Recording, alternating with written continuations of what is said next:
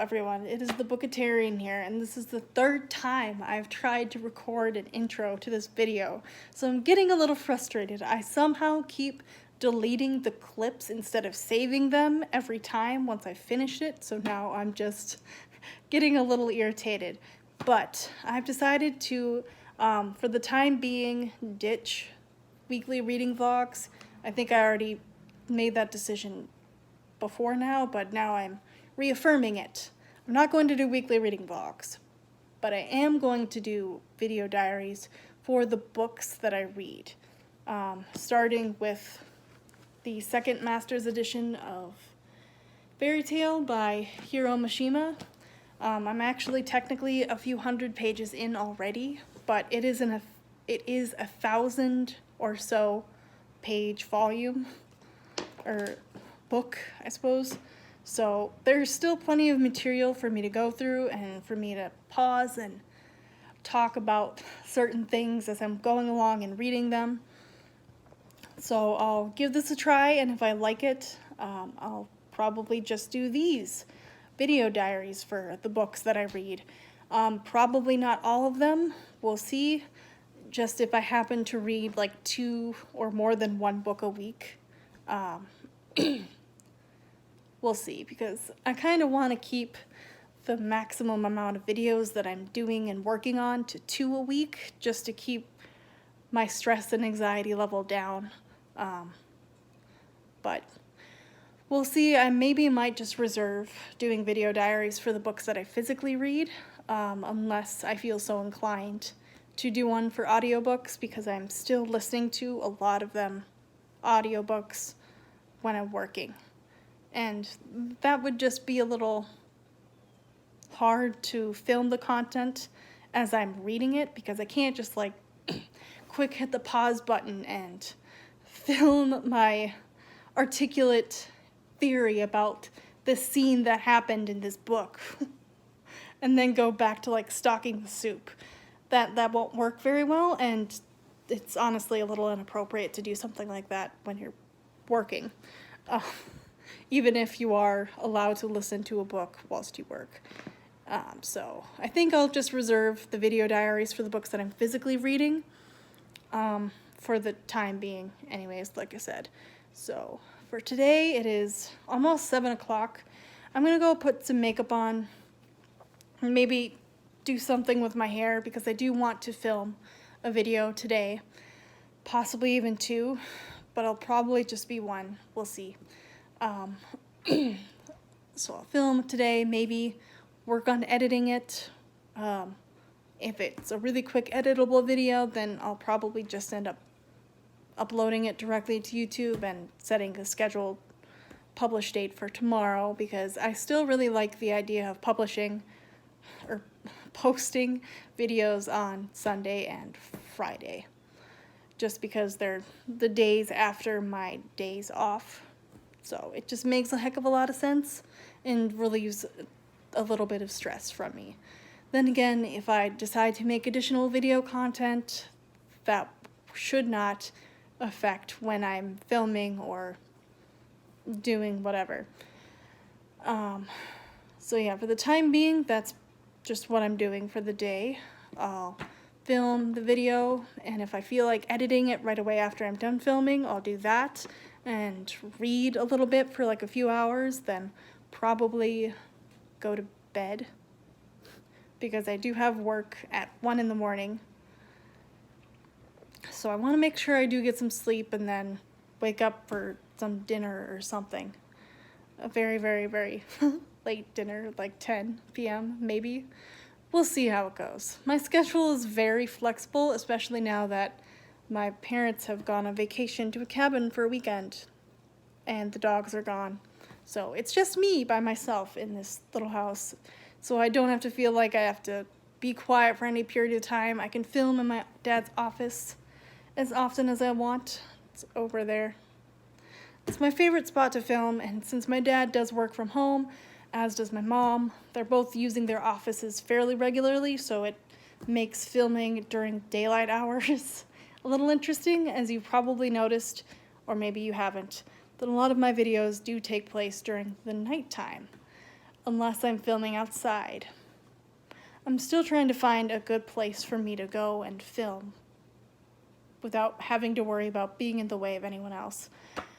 A problem that I know will definitely go away once I get my own place, but we just gotta wait and see when that happens, to be honest.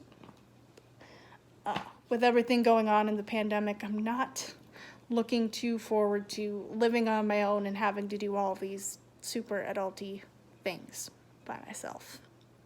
So that's basically my plan for the day, and apparently the rest of my adult life. I kind of rambled on a bit, but that's to be expected, as I am a rambler. If you're gonna know anything about me, it's that when I talk, I get anxious, and so I talk a lot more than most people would talk. But so that's the intro for this video. I will get going on my day and update you in case I start reading or read more or just have something else to say. So I'll see you later. Okay, so I'm currently almost wrapping up the Phantom Lord arc of the story for right now, and I am honestly just baffled by Master Jose's like extreme hatred of Fairy Tail. Like, he's literally demanding that everyone die. And I'm just sitting here like, why? What in the world is your motivation? Because you got a little embarrassed that Lucy kicked you in the private parts?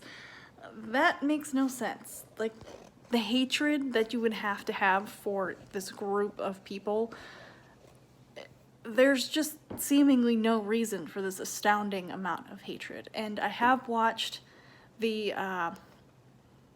what it's called, prequel, I guess, season of the anime show, so I do know why the founder of the Phantom Lord Guild hated Fairy Tail, but I just don't see how that hatred could transpire that 100 years from Guildmaster to Guildmaster. I'm just like, you don't really, unless I suppose it's the scuffles or whatever that Fairy Tail and Phantom Lord have supposedly been getting into over the last several years. But even then, it's just like, well, wizards are always fighting. Get over it. Like, there's no such thing as a wizard guild that won't eventually get into some kind of argument with another one. It just happens so often in this world that I'm like, you really have no reason to demand everyone's death right now. Sit down and take your punishment like a good boy. And again, he's so disrespectful to the master, whom I have a very, very special place in my heart for, the master of Fairy Tail Guild, that is Makarov. I have to clarify. Master Makarov. I have a special part for him. Special space for him in my heart. And so anytime anyone does anything disrespectful in this manga or on the show, I'm just like, sit down, you childish fiend. You are not worthy to stand in the presence that is Makarov. So I just thought I'd let you know that that's where I'm currently at the moment. Like I said, I just got started into reading where I left off from when I stopped reading a few weeks ago, and it's a very interesting place to jump back into, I'm not gonna lie. I will update you when I either finish the reading session or my video just got processed to YouTube. The notification was very loud. My volume must be up pretty darn high. Anyways, I will let you know if I have any more thoughts or anything like that. Just I'll keep you posted as much as I can. So I'll see you later. Bye. So, the humor of the explaining the mysteries of fairy tales section, it's this little bonus section of every volume, I guess. It's in every volume, or almost every volume. It's just where Mira and Lucy answer some of the questions that some of the readers have written to the author about. And this one in particular is very funny. They're talking about the fairy tale symbols, and that they're all required to have the fairy tale symbol somewhere on either their clothes or their body. It's stamped on. It isn't a tattoo. Well, it is a tattoo, but it's a stamped tattoo. It's magic, of course. It's not painful or anything. But, and just the silly little humor that's included in these mangas are so funny. The fact that the author makes you think that it's saying a private part word that I'm not going to say, as far as where Loki has his stamped. They're talking about his back, but it's censored to make it look like it could be another place, and it's just such a stupid little thing to think is funny, but literally everything about this manga makes me laugh, so I thought I'd just point that one out in particular. I love all the little bonus things, especially the profiles on the individual fairy tale members. I love when we get to see just like the character profiles, where they're from, what they like, what they don't like, who they like, a little bit of their backstory that, you know, we don't necessarily get, like, especially it's one of those like random characters that in the anime you just kind of see in the background every once in a while, and most of the time you won't even know their name. And so I'm like, I really enjoy getting the opportunity to know these people's names and just something more about them other than the fact that they're Fairy Tale Guild members. So yeah, I just thought I'd point that out. It was funny, and again, I'm really not getting very far into this read as I keep pausing to update you. I don't know how well this is working out, but the next update will probably not be for like the end of this next volume. We'll see. We'll see how it goes. Okay, so Juvia just handed Gray a meal that she made specially for him. And in the anime, it's funny because it's actually Gray's face made out of food. And I'm thankful that in the manga that is not the case. It's just food arranged in the shape of a heart. And I'm just like, thank God. Because I really thought that was weird. Honestly, Juvia's obsession with Gray as a whole can be considered extremely weird and obsessive, which is why it's called an obsession. I don't know why I just said that. That was a waste of words. But Juvia's just so weird, and like half the time it gets on my nerves, the other half of the time I'm rooting for her. I honestly can never make up my mind as far as what I want for the Juvia and Gray ship. And I mean, I've watched the entire show, and I read through like 60% of the manga before, and I still don't know what to think about it. So maybe this read-through will change my mind a little bit, or solidify my opinion, I suppose. But yeah, some of the changes that they made from the animation, from the manga into the anime, are just a little bit extreme and weird. But I love it all the same. I'm having a grand old time, and I was actually left off at a place much farther into the book than I thought I was. I was more than halfway done with it. So I don't have very much left to read. To be honest, I could probably get it done within the next hour and a half. And then I'd just be done with the book. So this is probably going to be among the shorter video diaries that I do. But we'll see. I'll check back in when I have anything new to update. I just wanted to come live again and say that I love Aries. Aries is just such a good spirit. She's so loyal and so adorable, and she's just been done dirty by so many of her owners that by the time she gets to be in Lucy's hands, that is just like, she's been through so much that she's like traumatized with everything she does, and I'm just like, every time I see her in a scene, I'm like, oh, I'll give you a hug, it's gonna be okay, Aries, you're gonna be okay. And anytime somebody doesn't, I'm just like, what's wrong with you? Have some compassion. But yeah, I hate Karen, by the way. with Loki's arc, yeah, I hate her. She's the worst. And I don't want to say I'm glad that she's dead, but she did not deserve either Leo or Aries. That is for darn sure. So, we've heard it here, folks. From Leo, the strongest celestial, what is it called? Zodiac spirit, gold key quality, has said that no celestial wizard can summon more than one spirit at a time.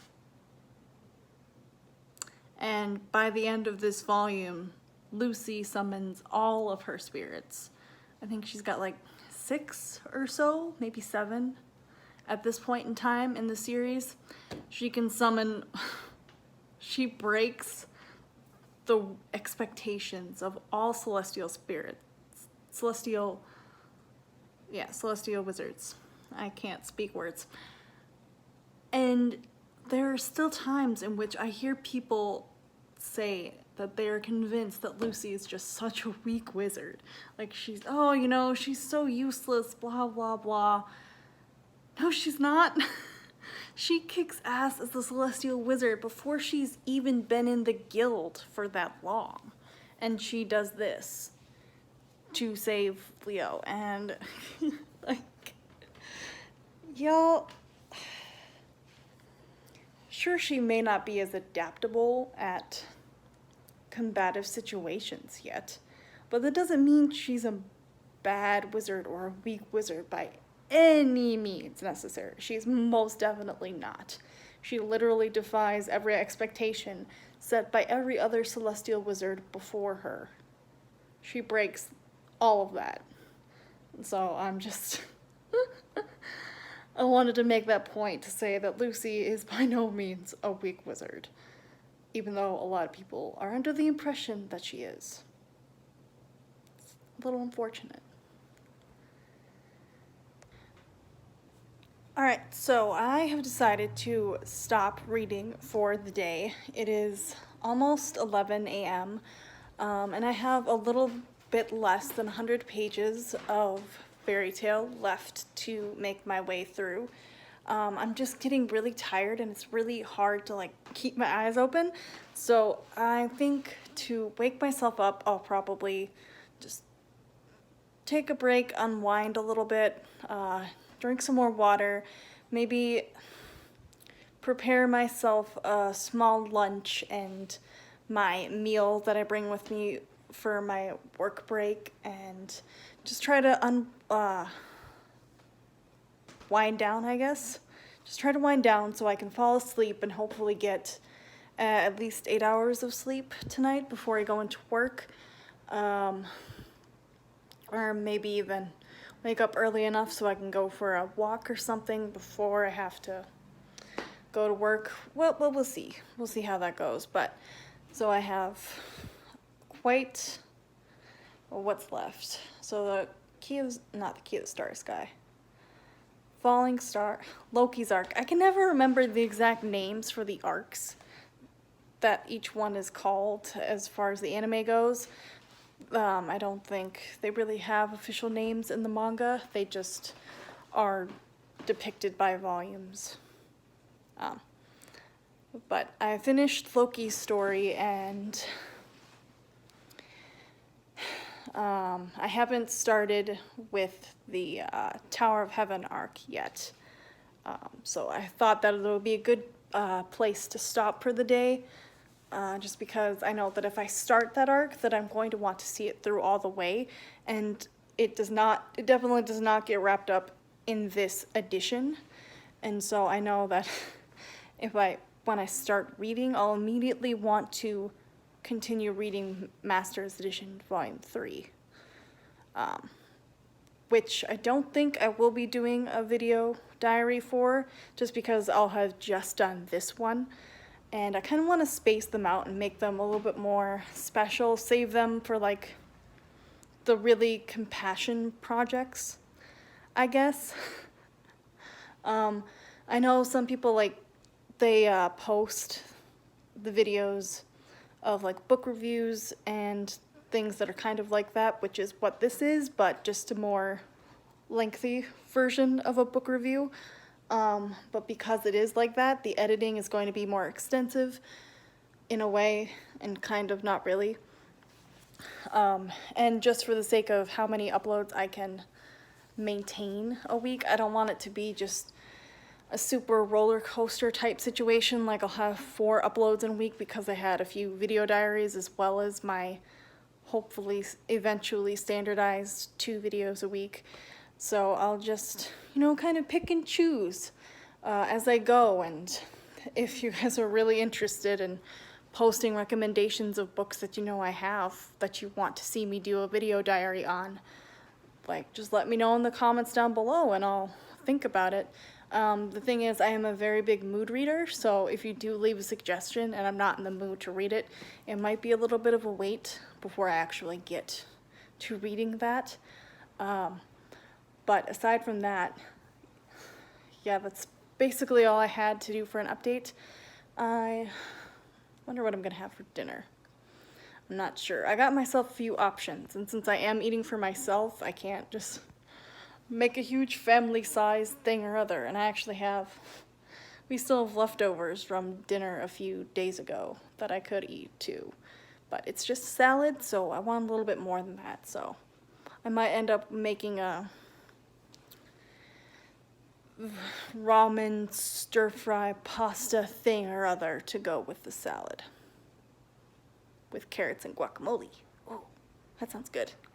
Anyways, so I will update you tomorrow I will update you tomorrow when I read and most likely finish all of the Master's Edition, Volume 2 of Fairy Tale. So, yeah. Wow, this clip felt really lame compared to the other ones because I'm not actually talking about what is happening. I was a lot more emotional reading the end of Loki's arc, well, just his arc in general. I was feeling a lot more emotional, not just because of the whole Aries thing, although that was a significant part of it.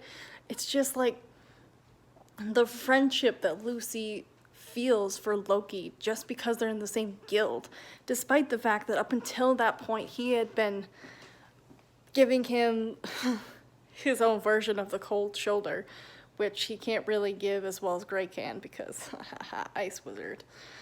That was a really, really lame joke. I apologize. But because of his history and he was afraid that Lucy would find out that he was a celestial spirit, he was been avoiding her and maybe not being the friendliest compared to a lot of the other guild members.